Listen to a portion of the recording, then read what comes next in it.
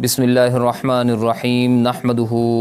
ونصلی علی رسولہ الکریم اما بعد. سامعین کرام السلام علیکم ورحمۃ اللہ وبرکاتہ. سامعین کرام، بحیثیت مسلمان ہم سب لوگ بخوبی جانتے ہیں کہ اللہ تبارک و تعالیٰ کے فضل و کرم سے اور اس کی رحمت سے ایک بہت ہی مبارک مہینے کی آمد ہے، جہاں اس کے کچھ ایام بہت ہی قیمتی ہیں. وہاں پر اسے یہ بھی اعزاز حاصل ہے کہ اسلام کے بنیادی ارکان میں سے ایک اہم ترین رکن، جس کو ہم قربانی کے نام سے موسوم کرتے ہیں، پوری دنیا کے مسلمان اس اہم ترین رکن کو انتہائی اعلیٰ درجے سے اور انتہائی مذہبی شدت کے ساتھ اور انتہائی خلوص سے اپنی اپنی قربانیوں کو اللہ تبارک و تعالیٰ کے حضور پیش کرتے ہیں. آئیے اس مختصر سی نشست کے اندر اس قربانی کے علاوہ جو اس ماہ مبارک کے قیمتی اور ناقابل واپسی لمحات ہیں، ہم یہ جاننے کی کوشش کریں گے کہ وہ کون سے ہیں، اور یہ بھی ہم جاننے کی کوشش کریں گے کہ اللہ تبارک و تعالیٰ کے ہاں اور ہمارے دین اسلام کے اندر ان کی کیا اہمیت ہے. حاضرین کرام اور سامعین کرام، وہ قیمتی اور ناقابل واپسی لمحات جن کا تذکرہ ہم کرنا چاہ رہے ہیں اس مختصر سی نشست میں، وہ ماہ مبارک جس کا نام ذوالحج ہے، اس کی پہلی 10 راتیں اور 10 دن ہیں. سامعین کرام، جس دن سے اللہ تبارک و تعالیٰ نے یہ کائنات پیدا فرمائی ہے، اللہ تبارک و تعالیٰ نے اپنے فضل سے بعض افراد کو دوسرے افراد پر فوقیت بخشی ہے، فضیلت بخش دی ہے. جیسے کہ اللہ تبارک و تعالیٰ اپنے قرآن کریم کے اندر ارشاد فرماتے ہیں، تیسرے پارے کا جہاں سے شروع ہوتا ہے، وہ جہاں سے سٹارٹ ہوتا ہے،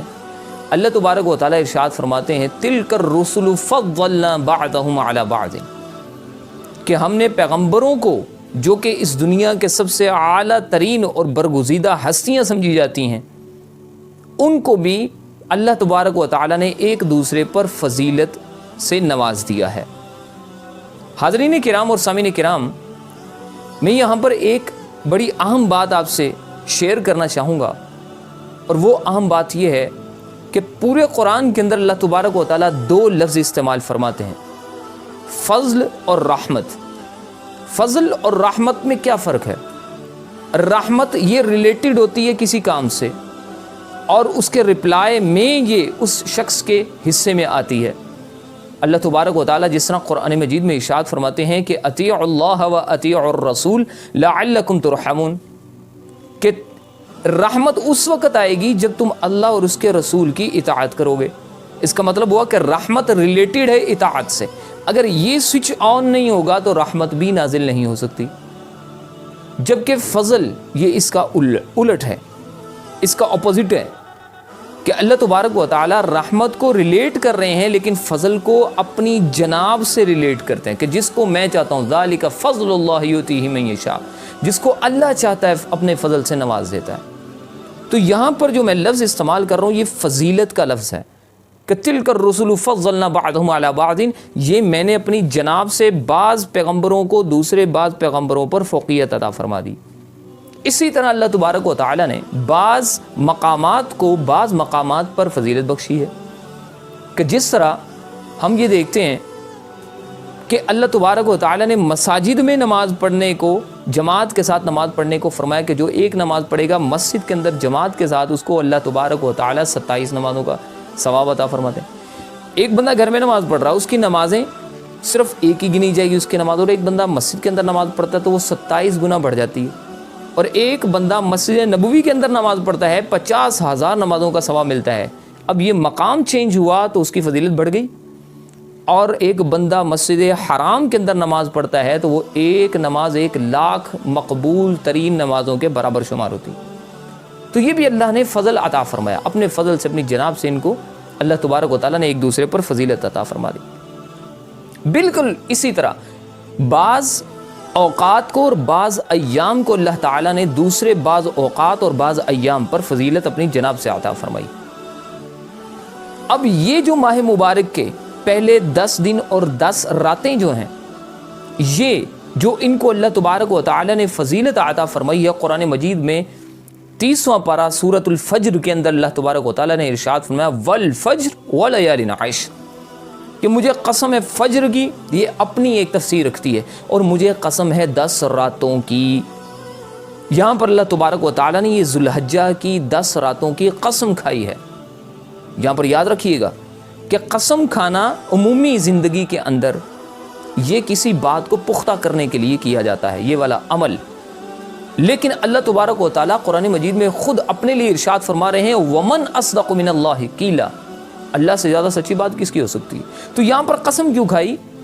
اللہ تبارک و تعالیٰ یاد رکھیے گا کہ جب بھی قرآن میں کوئی قسم کی بات آتی ہے تو اس چیز کی فضیلت بڑھانے کے لیے اللہ قسم کھاتے ہیں اس کی،